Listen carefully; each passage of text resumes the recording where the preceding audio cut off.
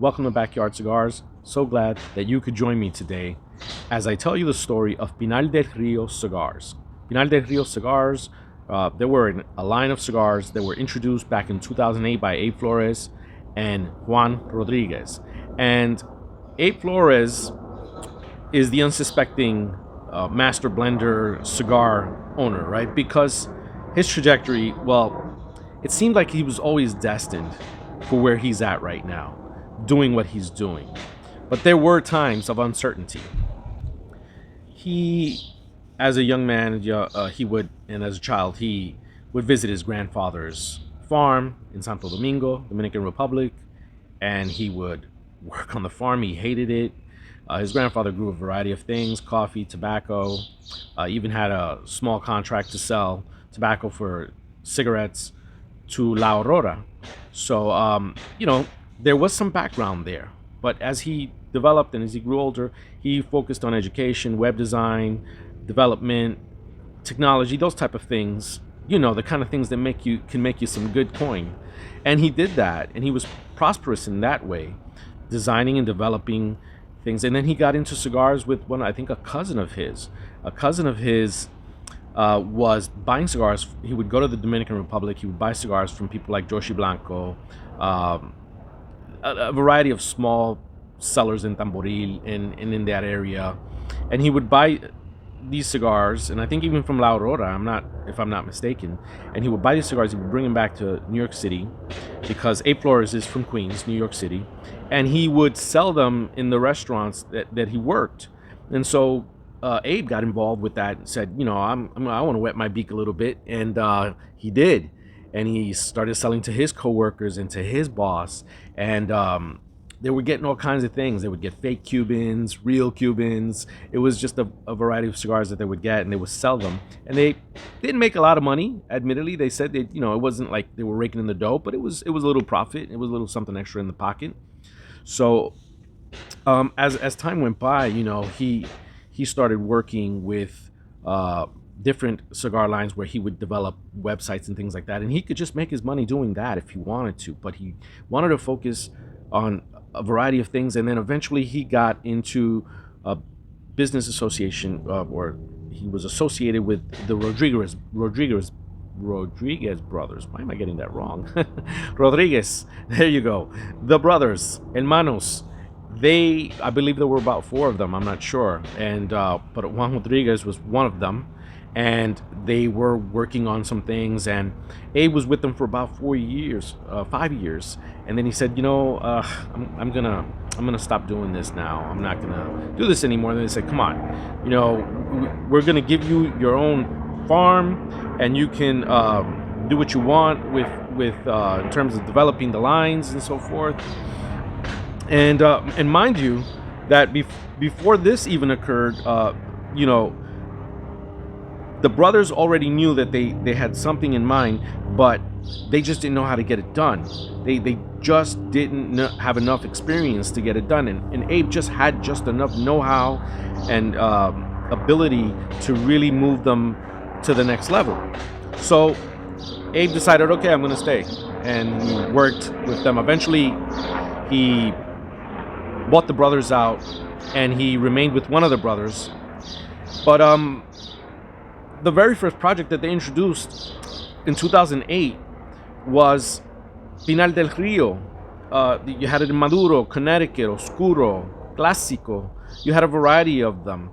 And for me in 2019, 4 years ago, when I purchased this cigar, it was a much darker cigar. And I got them as a big bundle to fill the humidors. I had a lot of construction issues with a lot of them. But the better of them were the Maduros and the Oscuros. The Oscuros, to me, being the ones I like the most. So, what does it taste like after 4 years? I've had them fresh. To me, they were the best of the group.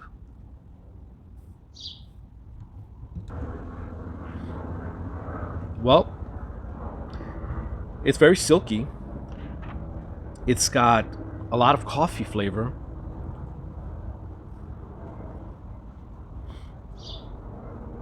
It's a lot less bitter than when I had it 4 years ago. And mind you, this has been stored in the humidor at 65, maybe 66 RH. That's how it's been for the last 4 years.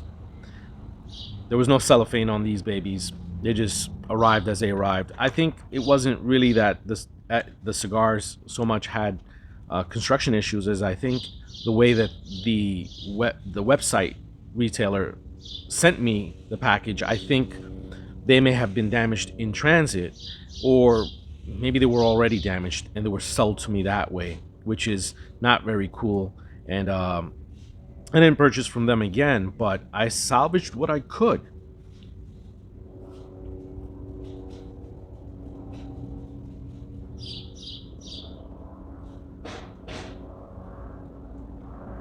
A little bit of cocoa sweetness.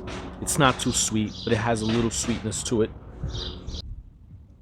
Now, Juan Rodriguez, when partnered with Abe Flores, Juan had the trademark to Pinar del Rio, right? To that line, that brand. But Abe had the PDR trademark, which was the following cigar, the one that replaced Pinar del Rio cigars.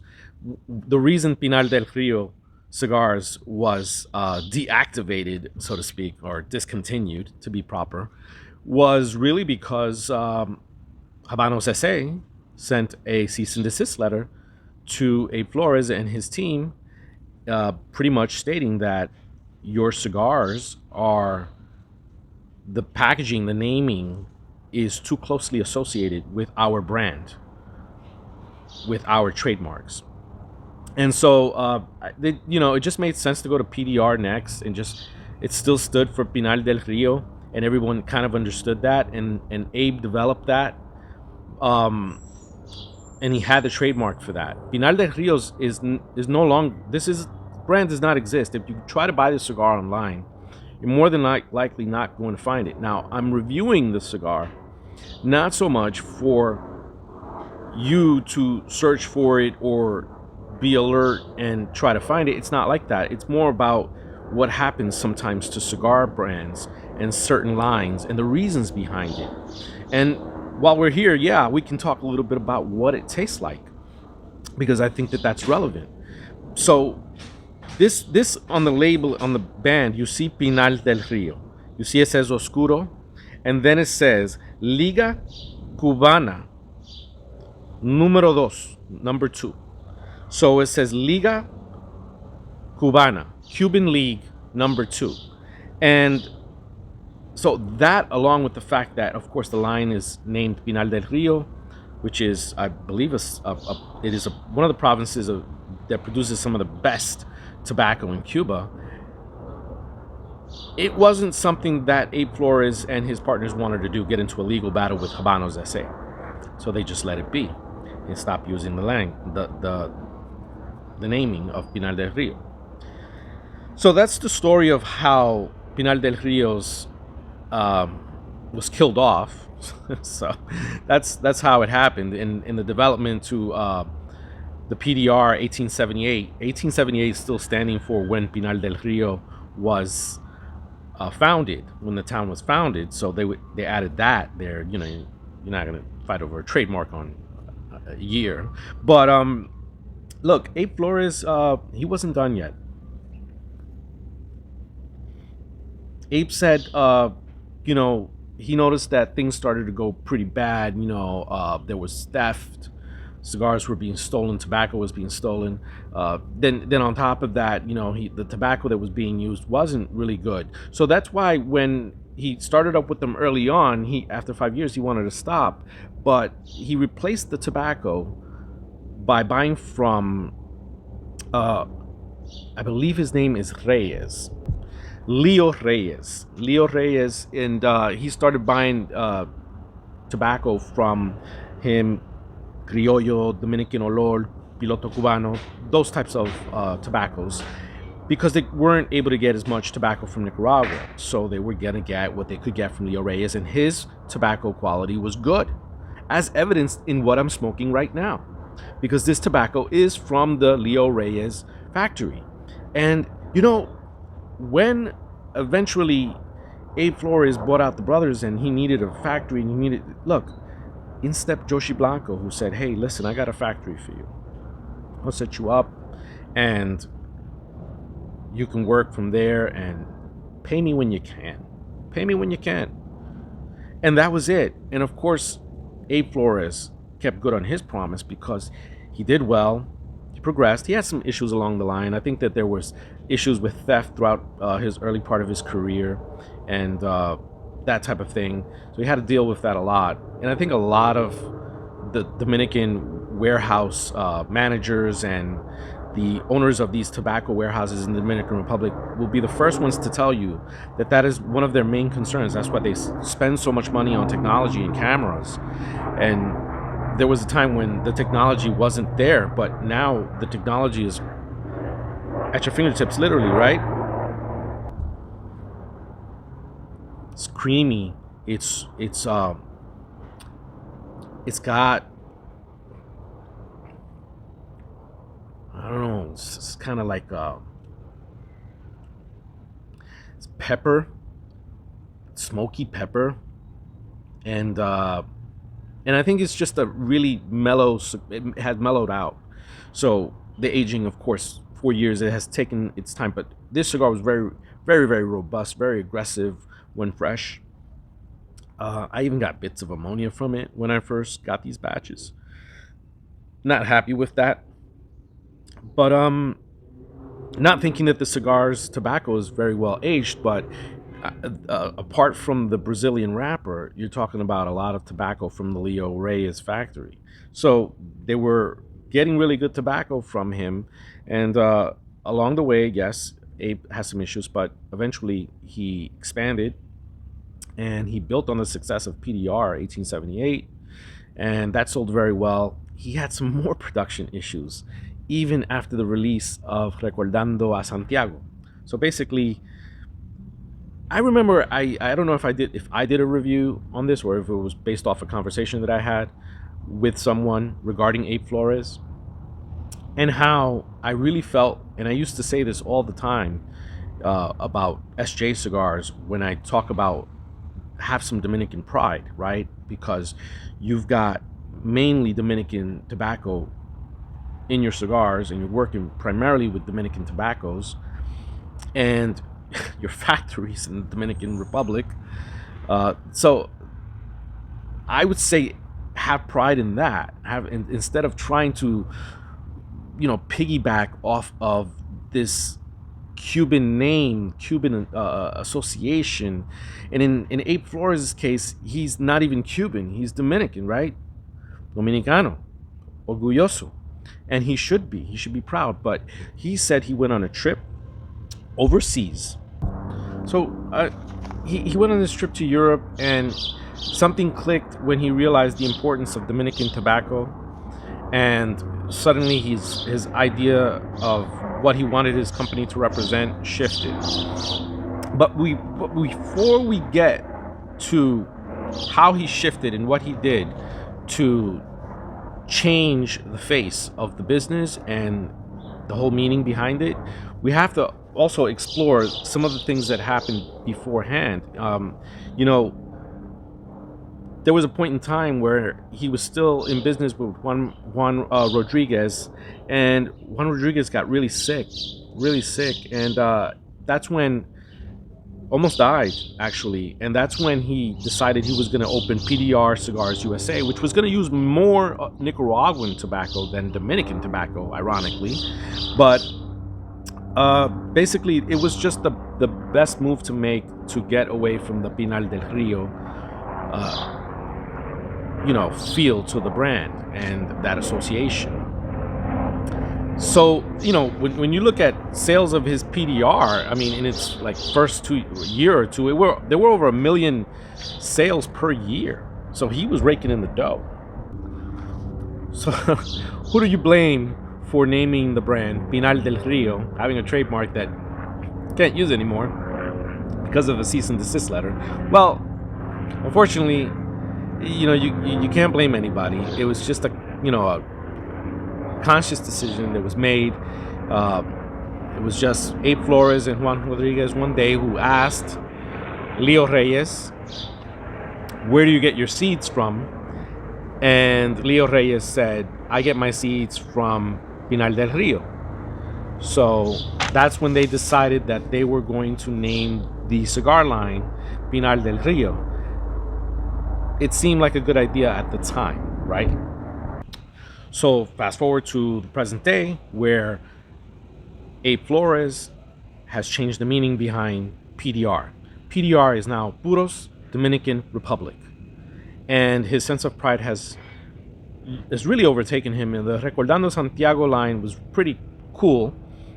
There were some issues with those cigars, and I learned very quickly that I was going to have to lay some of them down for quite a while to even get a lot from them. I wasn't very satisfied with that, but overall I thought that they were pretty okay, and the cigar box was beautiful and the presentation was really nice.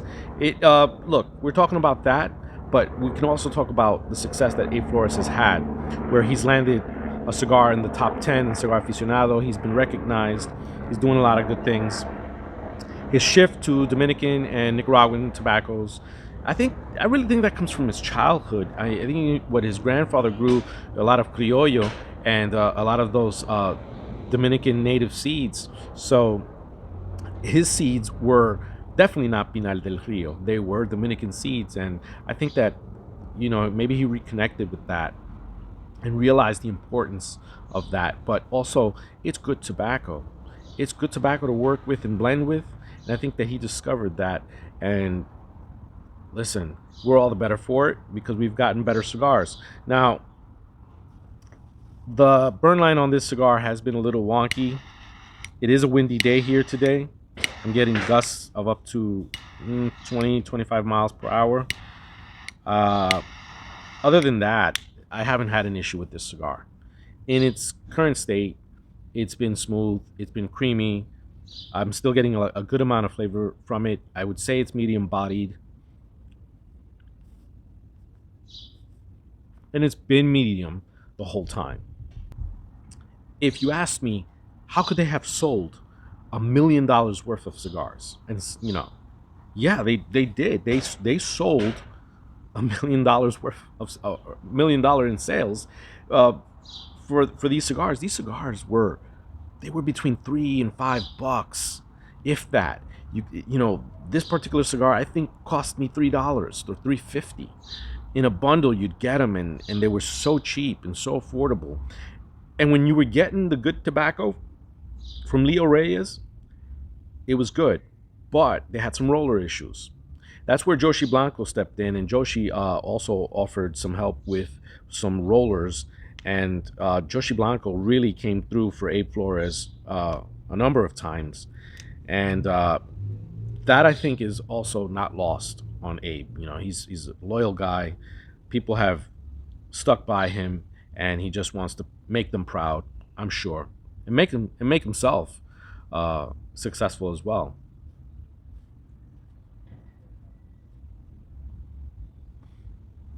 Yeah, flavors are fine on this cigar. No issues whatsoever with flavor.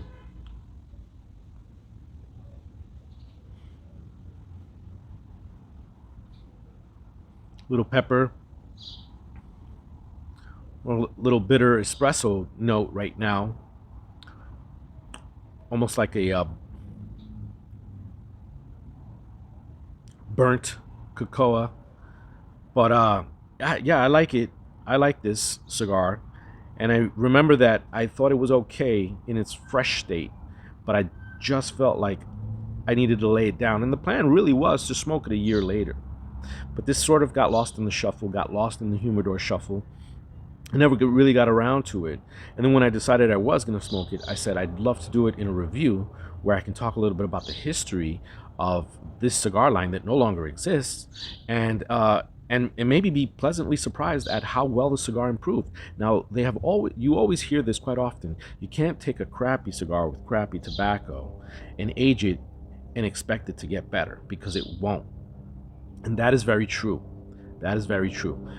But I feel that the tobacco used in these lines of cigars when I purchased them, and I purchased it in 2019, mind you, but by that point in time, Abe Flores had already segued into PDR cigars and had bought out Juan Rodriguez, and was beginning to expand or thinking of expanding. But first, he introduced that PDR line, and let me tell you, one of the best things that he could have done was make that shift away from this, because when that cease and desist letter arrived, that was it. And we're talking, he developed the PDR between 2017 and 2019. So this isn't something that is that long ago. This kind of happened not that long ago.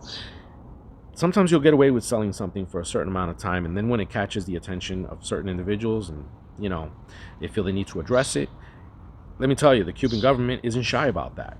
So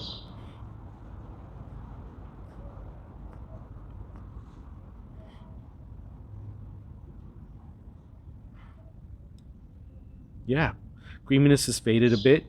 Still a little residual sweetness, but not too sweet. A little bit of that coffee, and yeah, like a cocoa note that comes and goes now. But you get some pepper in the finish as well,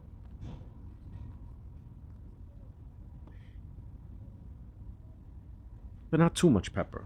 Not too much. Not like when it was fresh, where you had a burst of pepper and it was really aggressive, and it was in your face. I think that this Brazilian Oscuro wrapper has aged well, and I think that the fillers inside are excellent. For what it is, a $3.50 cigar, you can't complain here. I would not go wrong here. And when I got this big bundle of 50 cigars from the Pinar del Rio, like I said, a lot of them weren't really satisfactory, but I don't blame it on the tobacco inside, because they were good. It could have just been the way they were stored by the company that kept them, and that I received damaged cigars. Ladies and gentlemen, I want to thank you for joining me today and hearing my story on Pinar del Rio cigars. Until next time, on Backyard Cigars.